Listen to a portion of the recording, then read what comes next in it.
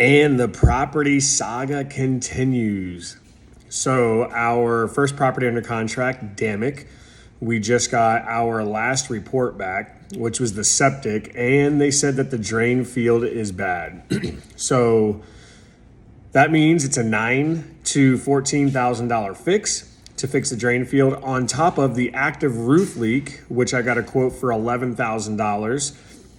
And now we have to go back to the seller. The seller has already refused our request to lower the purchase price for the active roof leak that nobody was anticipating. Instead, they said, oh, $11,000, we can do a roof for $5,000. So do you want my guy's number? And when we went back to him, he says, I'll tell you what, I'll do the roof, and then I'll increase the purchase price by $5,000 for doing the roof. And I'm like, sweet, you're gonna save me $6,000. It just needs to be, by a licensed professional certification for a hurricane wind mitt, and has to have a passing permit. Thank you, permit.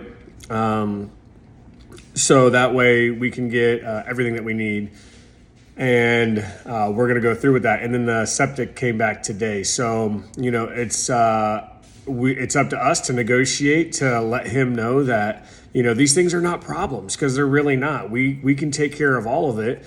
It's just, if we don't buy it, now he has to disclose it, and he's going to have to take care of it, or he's going to have to lower the price so that way somebody else can take care of it. And so it's like our job at this point, our number one job, is to negotiate in a way that makes him feel like we're doing him a favor by taking this off of his plate and only asking for a $15,000 reduction, because overall it's a $25,000 fix.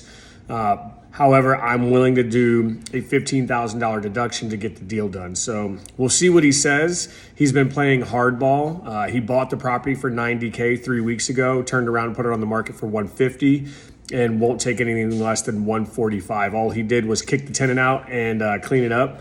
So, I mean, he can do what he wants. He's the seller.